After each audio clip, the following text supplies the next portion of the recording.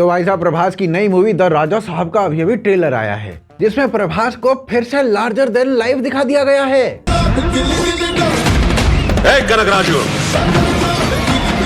Trailer देख के भाई साहब ऐसा लग रहा है 70-80% मूवी ग्रीन स्क्रीन पे ही शूट कर मारी है। कुछ शॉट से तो मुझे आदि पुरुष की वो आने लगी थी।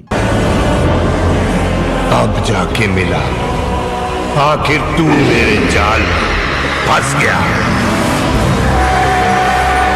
एक तो प्रभास को वीएफएक्स वाली मूवी से उतना ही दूर रहना चाहिए जितना दूर राहुल गांधी बहुमत से रहता है। ट्रेलर देख के मुझे सस्ती जुमानजी की वाइब आने लगी थी। हाथ में पाकिस्तान का हरा झंडा क्या लग गया और वीएफएक्स का डिस्टेंस लर्निंग कोर्स क्या कर लिया, मतलब कुछ भी दिखा दोगे, सीधे घर में अंदर ट्रेन। ऐसा लग रहा है भाई साहब वीएफएक्स आर्टिस्ट से बोला हो, कोर्स में जो जो सीखा है सारा बना मार। भूत दिखा रखा है, मगरमच्छ दिखा रखा है, साला सब कुछ ही दिखा रखा है।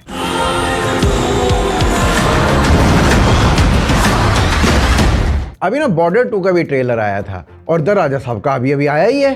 तो इन दोनों को देख के लग रहा है कि दोनों में रेस लगी हो, कौन पूरी मूवी ग्रीन स्क्रीन पे शूट कर मारेगा और कौन कितने ज्यादा गंदे वीएफएक्स लगाएगा। द राजा साहब के ट्रेलर में भाई साहब love angle, horror, action, comedy, suspense सब डाल के भेलपूरी ही बना दिया है।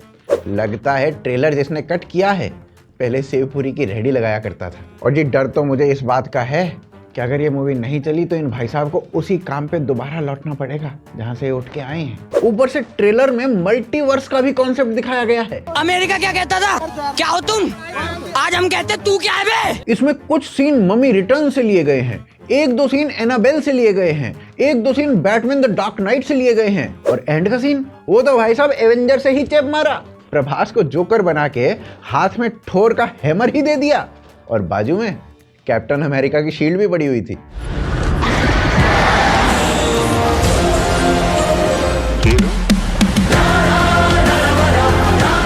वो तो भाई साहब ये अच्छा हुआ कि थानोस एवेंजर एंड गेम में मारा गया था।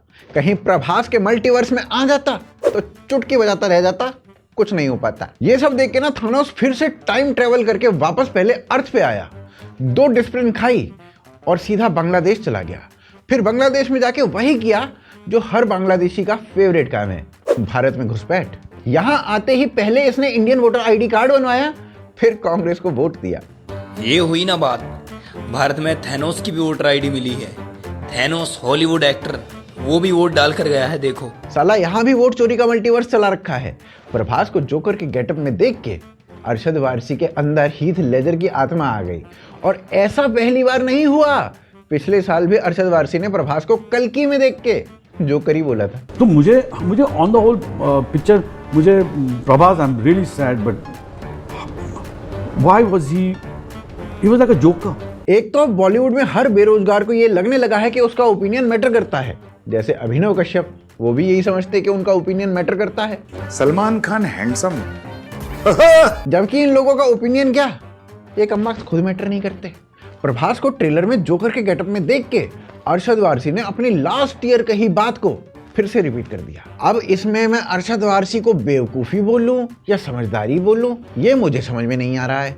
बेवकूफ़ी इसलिए क्योंकि प्रभास की जितनी हाइट है उतनी उसकी फैन फॉलोइंग है, और समझदारी इसलिए क्योंकि अरशद वारसी ये अच्छे से जानते हैं कि प्रभास के फैंस अरशद वारसी का कुछ नहीं बिगाड़ पाएंगे। अब प्रभास के फैन अरशद की मूवी तब फ्लॉप करवाएंगे ना जब अरशद को कोई मूवी मिलेगी। जब काम ही नहीं मिलेगा तो काम खराब होगा कैसे? अरे लड़कों की चड्डी में छेद तो आम बात है भाई, किसी से उधार ले ले, पार्टी करते हैं यार। अरे कोई नहीं देता मुझे उधार। प्रभास जब पैन इंडिया स्टार बना था बाहुबली के बाद तो लगा था ये होगा भारत का जवाब हॉलीवुड को।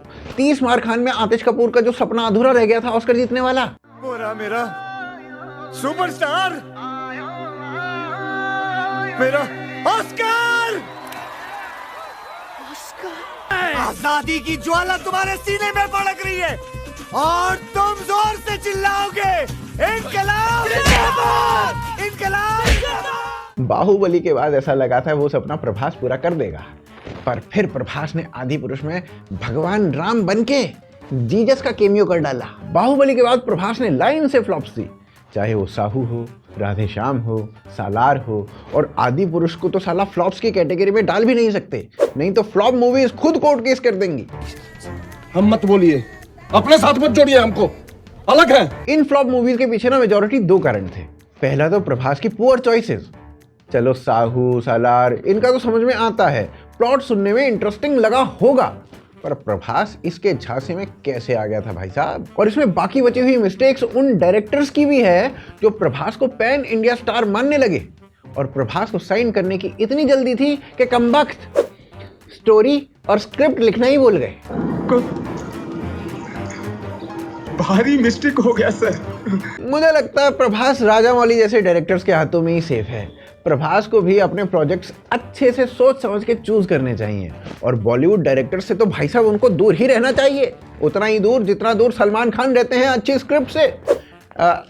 अच्छी बुरी क्या भाई, तो स्क्रिप्ट से ही दूर रहते हैं। मैंने तो यहाँ तक भी सुना है कि सलमान और ऐश्वर्या का जो ब्रेकअप हुआ था ना, वो इसीलिए हुआ था क्योंकि ऐश्वर्या सलमान के साथ एक मूवी करना चाहती थी जिसमें स्क्रिप्ट लीड रोल में थी। हद में रहना मेरे साथ। चलिए वापस से प्रभास पे आते हैं। तो भैया प्रभास को रहना चाहिए बॉलीवुड वालों से दूर, क्योंकि बॉलीवुड का अलग खो खो साल साथ चल रहा है।